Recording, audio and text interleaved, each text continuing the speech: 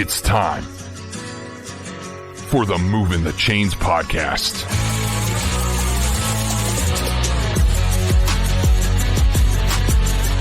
Your home for high school football coverage in the Palmetto State. Every team, every game, every week. And now your hosts, Kevin Thomas and Jarrell Hendricks.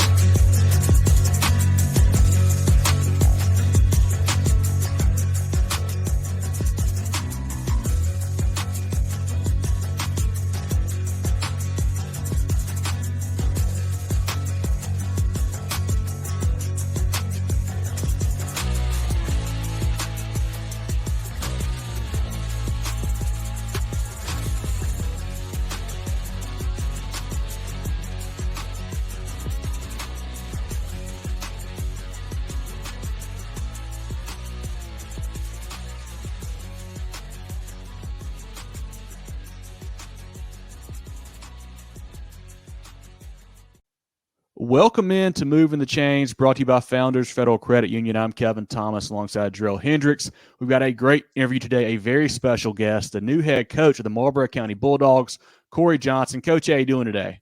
I'm blessed and highly favored, man. Hope you're doing well, buddy. Doing well. Appreciate your time. We know you're busy, so it really means a lot you're willing to sit down with us today. If this is you guys first time tuning in, check us out on Facebook, Twitter, Instagram, YouTube, etc. at Movin Chains, website movinchains.com, our podcast on Apple, Spotify, Google, and more. Coach Johnson was hired in March. He was the head coach at Clinton High School in North Carolina for the past 6 seasons, going 61-12 and playing for the 2A state championship last fall. Prior to that, he coached at Scotland High School in North Carolina and at Catawba College. Coach, let's start there. What's that transition been like, coming down across the state line, getting here to Palmetto State and kind of taking over that Bulldog program? Man, it's been fantastic. We transitioned down here in March, and most of the staff is down here. I love it here. The kids are hungry for more, and I am as well. Coach, you spent most of your time, all of your time coaching in North Carolina, so want to let our listeners get to know you a little bit. If you don't mind giving us, some background information on you and, what you bring to that Marlboro County program. So I played football in Fayetteville, North Carolina, growing up, then was blessed enough to get a scholarship to play at Catawba College. I played linebacker and ended up going to Catawba, did pretty well there, and GA'd there for about 9 months. And then once I got done GA'ing there, Coach Rich Bailey called me. Defensive coordinating job at Scotland was open. At the young age of 23, he granted me with that job, and I'm fully thankful for that. And I was a defensive coordinator down there for 5 years. We were pretty good when I was down there, and then we transitioned to Clinton, and we did pretty well when I was there as well. So, that's kind of just background on my career and where I've been at. And yes, sir. Coach, we mentioned you've had great success in North Carolina. What made you look kind of at some South Carolina jobs, specifically this Marlboro County one? So the first thing was South Carolina, the pay is better in South Carolina. I mean, it's just, I don't know how else to say it. They take football serious down here. I was at Scotland, and Coach Boyd, the legend Coach Boyd, was down here at Marlboro County. And my images and how I remember Marlboro County was they always had athletes, and they were well coached and disciplined. And I knew it was a town that took football serious. And I think that's, important. I've been blessed to be a part of 3 different places where they're just, their own entity. Scotland, Clinton, and Marlboro County are one county stop shows. And although it was in North Carolina, those were good gigs as well. And I seen an opportunity to build something. And I think that this place they take football serious, and it's a special place. I thank God for the opportunity, and I'm hoping we can do like we've done everywhere else and right the ship. Coach, you weren't the only one to come across the line. Your staff, you were able to bring some very highly regarded coaches along with you. If you don't mind, detailing your staff, how's it shaping up? Do you have any vacancies left? And what we should expect, from your assistants? So I'll start with Coach Jason Cook, who's already been here. He's fantastic. He's a special assistant to the head football coach. He'd be the head of our C team, our freshman team. He knows everybody in Marlboro County, does a great job. He's helped me build some relationships already here. Can't speak highly enough of how he's been here. And he knows the history and the tradition. You know what I mean? I think it's important to not exit out some of the traditions they've had, especially because they've been successful in the past. So Coach Cook was retained off the staff. And then as far as the guys we're bringing on the defensive side of the ball, Coach Dennis McFadden will be the defensive coordinator, was the head coach at Lumberton High School. He was my college roommate. And awesome. I really, really trust McFadden. At every spot I've been at, McFadden has been with me. So when I was at Clinton, he was my defensive coordinator for a period of time at Clinton before taking the head job at Lumberton. And when we were at Scotland, I coached the linebackers as defensive coordinator, and Coach McFadden was the passing game coordinator and coached the defensive backs. He's got a wealth of experience to play college football as well. And he will be coaching the safeties. The corners coach would be Amir McNeil, just graduated from A&T. And we kind of try to pair guys with experience with younger guys to kind of groom them. Amir's a really, really, really well-spoken human, played corner at a high level, already was given lessons on playing corner technique, and actually had a tryout to play in NFL. He was really, really good football player. And I actually coached him at Scotland as well. And then we'll move down to the linebackers. Coach Hassan Tyson is going to be coaching linebackers. And he was, Coach Tyson was at Chambers, used to be called Vance, was at Chambers. He was the associate head coach there. And he does a fantastic job, and also have roots with him back to Scotland County High School. He also transitioned with me to Clinton, so I trust him a lot. And the defensive line coach, that Coach Carfacaba, he just came from North Carolina Central, just got done playing, and again, you got the young guy with the older guy with the veteran experience on that side of the ball. And then transition to offense, strength conditioning coordinator, who I think is going to be highly regarded as one of the best strength conditioning coordinators in both the Carolinas before it's all said and done. Deion Norwood also coaches running backs. He has 13 years of experience in the weight room, and we are transitioning him from the defensive side of the ball to the offensive side of the ball. Transition to the running backs. He's really good at and advanced in weightlifting techniques. How we train athletes is not the same as everybody else. We believe in translating the movements, so the old deadlifts and stuff like that. We don't do that. He brings a lot of insight, strength conditioning wise. I'll be coaching the quarterbacks. Offensive line coach, Coach Ryan Hunt, has been offered several head jobs. Has stuck with me the last 3 years. He has coached both sides of the ball before, so he's kind of like a Swiss Army knife. And he's a trench coach. He's developed some of the best linemen in North Carolina the last 8 to 9 years. He's an outstanding offensive line coach. And then Lonnie Cox was the athletic director / assistant principal at Pine Forest High School, is coming to coach the wide receivers. And he used to be a head coach before he got into administration, and now he's got the itch again to coach ball. So I got him at the right time. Was a successful head coach, and out of the guys I just named, 5 of them have been coordinators before. And so the fact that they all want to be on one accord is going to be to the advantage for us. We do have a couple more spots that we're going to hire some people with over the summer.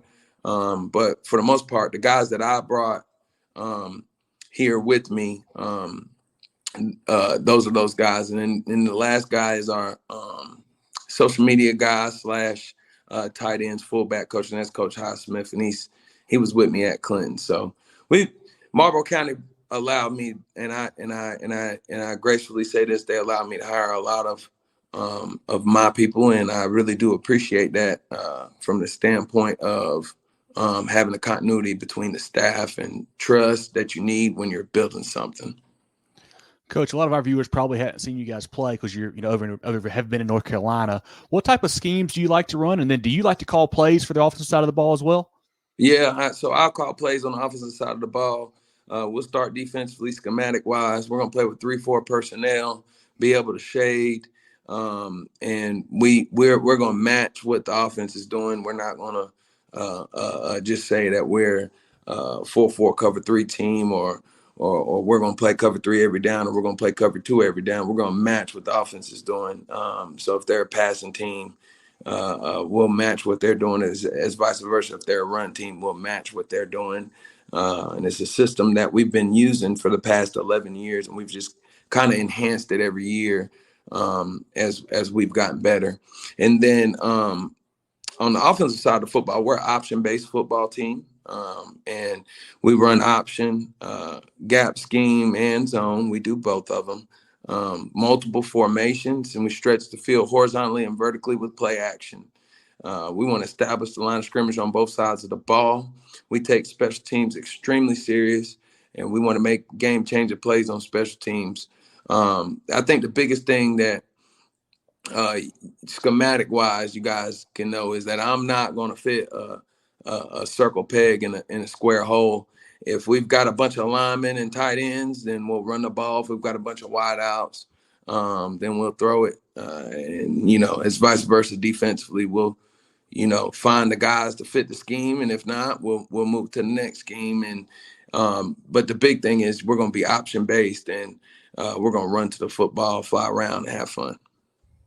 Coach, you and your staff, we've seen on social media, you guys hit the ground running as soon as you got there in March. If you don't mind, it seems like you've been able to develop a relationship with your players, very, very quickly. If you don't mind, telling us some of those players who we should be looking out for, that are coming back, or maybe some sleepers that haven't had the opportunity to play yet. So by saying that without evaluating them in pads, because all I have is the film from last year. Sure.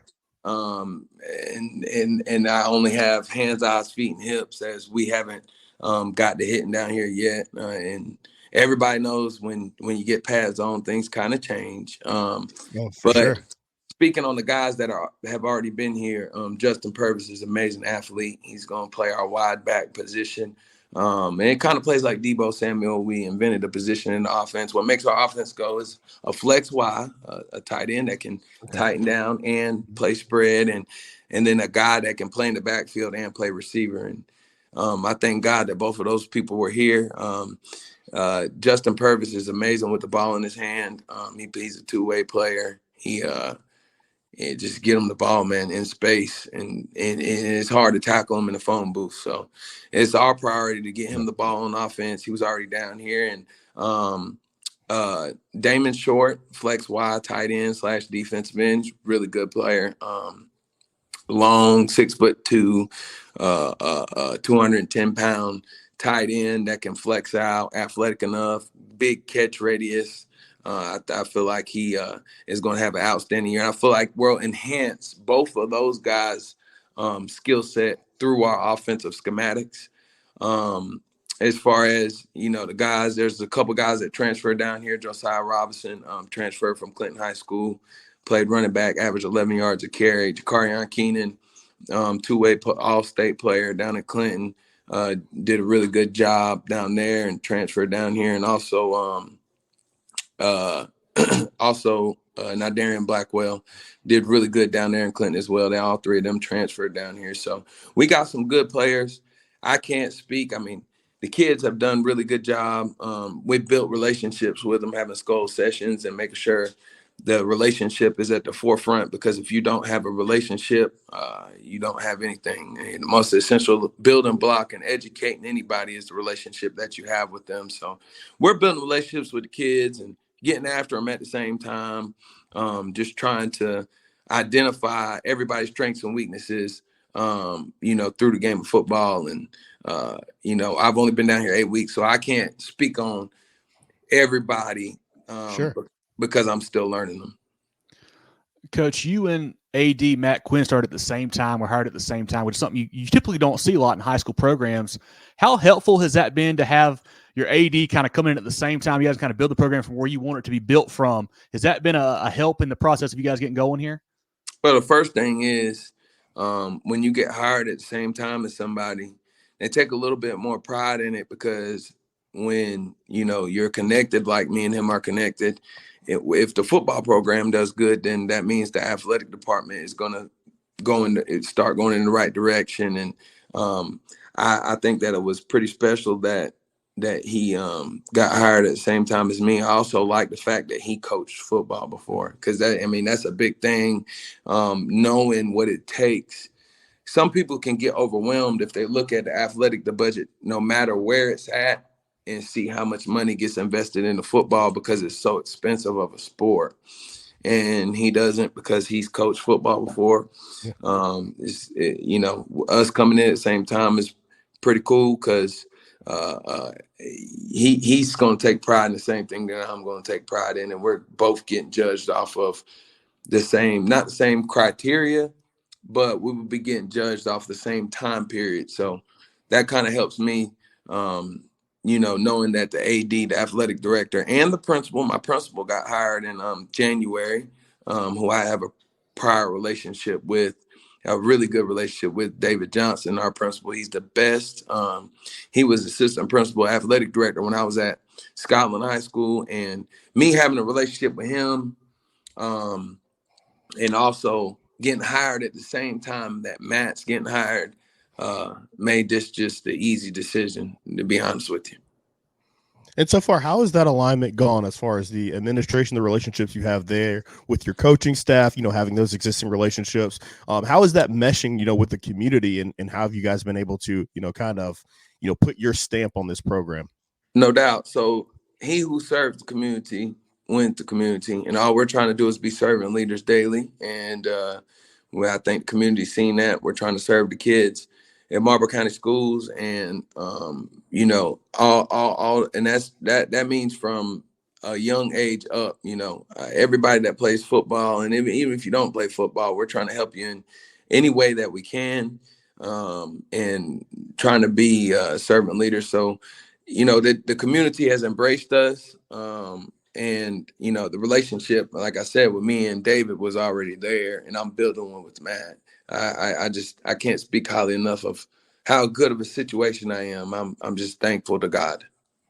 Speaking, on the community there, Coach, growing up, I'm from the PD area. Marlboro County was a big deal. I mean, they were a huge 4A program under Coach Boyd, multiple state championship studs like, Tymer Zimmerman, Savella Newton, Rendrick Taylor, Elliot Alford. All those guys were just, big time ball players, but they've had a few down years lately, you could say. Can you feel a sense from the community, it's really a hunger to get back to that level, and really wanting to see a consistent winner back on the field there? Yeah. So, when I was in Clinton, I was in a really good situation, to be honest with you. And for me to take another job, it was, I had some requirements. And one of them was I need to be able to hire my own people. And the other one was that I wanted to find a team that was on E, a community that was on E, starving for success. And the consequences of success after a while, when you've been somewhere for so long, is people expect things. And, the beauty of being here is we're at square one, man. We're building a foundation. The community is extremely hungry. I can't go anywhere in the community without getting stopped and asked questions about it. And that's what I signed up for, man. I love, the One County show. I love, being in a county that's prideful about what's going on. And that was another one of my requirements. And they are. I mean, they want to be great, and the kids want to be great, man. And I think that's when Boyd was here. I think that's what was happening. He had community support. Yeah, obviously he's an extremely good coach. Obviously, I've competed against him. I know he's a good coach. But he had community support and he had relationships with the players. And then in turn, he had a plan. And that's really what you need. You need the community support and you need to build good, firm relationships so you can coach the kids hard. 'Cause today's day and age of kid, man, you got to build a relationship first. And so I think Coach Boyd did that. And then I'm just trying to add on to the tradition and the legacy of Marlboro County football. I'm doing it my way. And, I take my hat off to the people from the past, and we're just trying to do it our way. Coach, as we're recording this is the second week of May, and it's about time. It's officially getting to, I know we're wrapping up spring sports, but it's almost football season, getting into spring practice, going to get into the summer. Do you have any 7-on-7s, 11-on-11s planned? And what are you expecting to see out of your team this summer before you guys head into fall camp in August? So we'll start off summer. Well, we got spring balls. We got practice this afternoon, so that's what I'm focused on.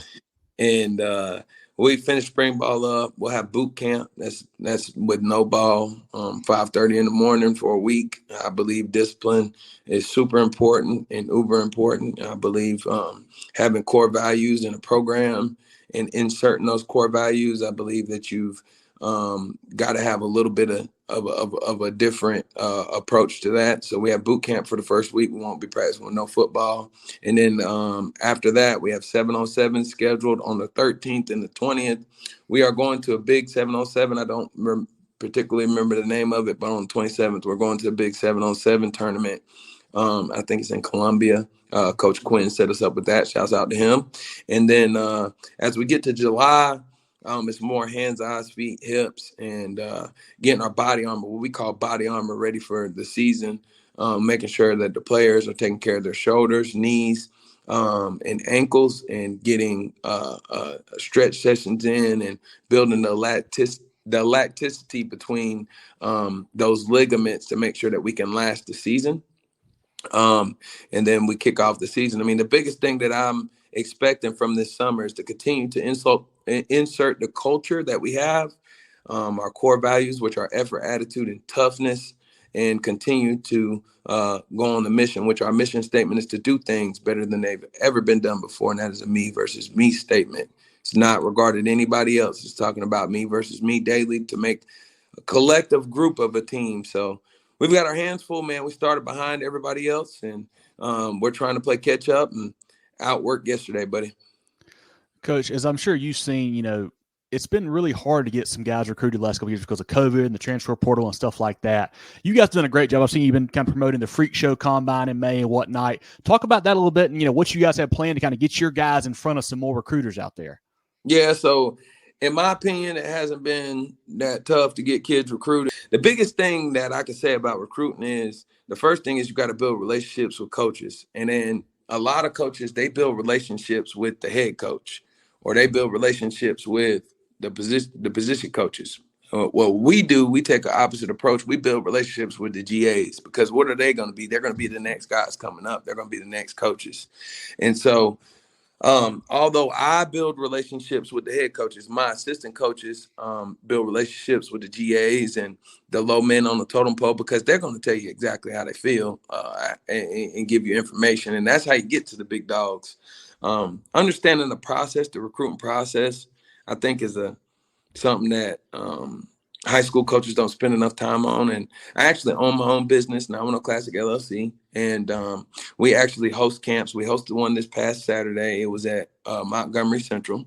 And it's basically what we do is we get abundance of colleges to come to attend, and we get the best high school coaches in that area. We facilitate a combine. And then we're not breaking any NCAA violations, because it is illegal for those guys to do it outside of their campus. So, we're trying to get kids looks and stuff like that. That is, football coaches' Christmas is signing day, man. I enjoyed that part of it. That is my mission. I was an under-recruited kid in Fayetteville, North Carolina. And that's why I started off That's why I started the business the way I did. And we have one on the 23rd, Thursday night, the Freak Show. We just want to get 150 kids out here, 10, 15 colleges, somebody give them a look, man. The biggest thing that I can say is I take extreme amount of pride in getting kids recruited. And we actually have somebody designated on our staff that gets kids college recruited. That's the only thing that, you know what I'm saying, he does besides his teaching job. And coaching is, he does that. We have an academic advisor. We try to run it exactly like college. We have an academic advisor. We have a recruiting coordinator.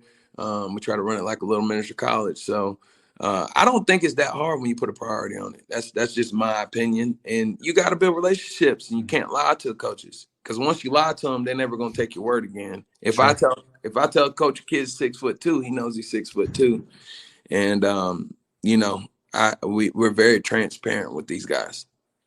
Coach, I don't want to expose too many of your secrets, but you've repeatedly, brought up, hand and eye coordination, the unorthodox approach of your strength conditioning program. Where does that come from? Hips and feet and ankles. I've never heard that from a high school head coach before. Where does that approach come from? Yeah, our strength coach, Deion Norwood, like I said earlier, is one of the best in the Carolinas. And we do our research, and he has a different type of training style. So I hired him.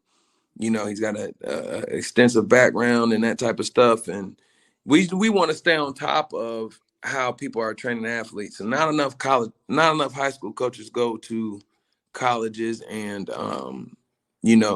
do professional development. And we do. I require 3 PDs out of all my assistant coaches. And that's what the college guys are doing, man. I mean, that's what they're doing. They're going through seasons of, hey, we're in hypertrophy season. Hey, we're in a speed season. Hey, we're in shape season. Now we're in body armor season. And so we try to kind of take the same approach. But Deion Norwood is the best, man. He really is.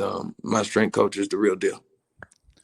Got a couple easier ones here for you, Coach. We'll let you go. On Friday nights, maybe it's on the bus ride to an away game, in your office at a home game. What's on that pregame playlist as you get ready to hit the field? In my pregame playlist, I Can Feel It Coming in There Tonight. That's definitely one of them. I'm a DMX fan, and I'm not saying that because I'm in Marlboro County, but I like to listen to DMX. I do listen to some slower type of music, but for the most part, I'm gonna be listening to DMX for a game. Kevin said they were going to be a little bit easier, but I'm going to put the pressure on you and your AD Matt Quinn here. What do we need to do in Marlboro County to get Tymir Zimmerman's jersey retired? One of the greatest athletes to walk the halls there. That is a Matt Quinn question. Matt Quinn and anybody else that is in charge of stuff like that. If he retires the jersey, we'll never wear it again, buddy. I love it. We're deferring that one to Coach Quinn there. I love it. Coach Jarrell and I, we're big food guys, whether it's before game, after game, whatever. I know you're new to Marlboro County, but what are some of your favorite spots that we need to check out next time we come down to see the Bulldogs? Okay, so when you come to see the Bulldogs, Savor the Flavor is most definitely a really, really good spot. I have, and I don't think they're open at nighttime, but MacArthur Farms is a really good spot. And, they got the occasional just fast food restaurants. Those are probably my 2 favorites. Last one for you, Coach, before we let you go here. What are some of your goals for the 2024 version of the Marlboro County Bulldogs? So I absolutely am very prideful on putting a goal out there and saying that we want to win the opener, and we want to compete for the region, win the region, and we want to compete for championships. That's what I come here for. We want to build champions in life first. I mean, that is the first thing we want to do. We want to help kids in all ways and educate and facilitate. But I'd be lying to you if I told you that I did not want to win the opener, win the region, and compete for championships. And one of the things that, one of my main goals for Marlboro County product is for our kids to play with effort, attitude, and toughness. And I want people of Marlboro County to say that they're proud of our product and what we're doing. I really do. I want the community to be happy with what we're doing. I want to enhance what already is a great tradition here. This has been great. I want everyone to go check out Coach Johnson and the Bulldogs program on Twitter/X. They do a great job posting updates and highlights of their kids and their program. Definitely go check them out on there. Like I mentioned, follow us on Facebook, Twitter, Instagram, etc. at Movin Chains. MovinChains.com is our website, our podcast on Apple, Spotify, Google, and more. Movin The Chains brought to you by Founders Federal Credit Union. Drill, anything else for Coach? Let him go today. Coach Johnson, thank you so much for your time. We want to congratulate you for this opportunity. Look forward to seeing what you build there. That's programs on E. We need programs like Marlboro County to be dominant in the state of South Carolina. And I've been dying to go to the Highway 9 rivalry. So I'm super excited to see what you guys get done there. Come on, buddy. Come on down. God bless y'all, man. I appreciate you. Appreciate you, Coach. Look forward to stopping by, practice your game, get to meet you in person, and best of luck, all right? God bless. Take your financial game to the next level with Founders Federal Credit Union. Reach your full potential. Relax. Join Founders today. Visit an office near you or relaxjoinfounders.com to apply. Federally insured by NCUA, member qualification required.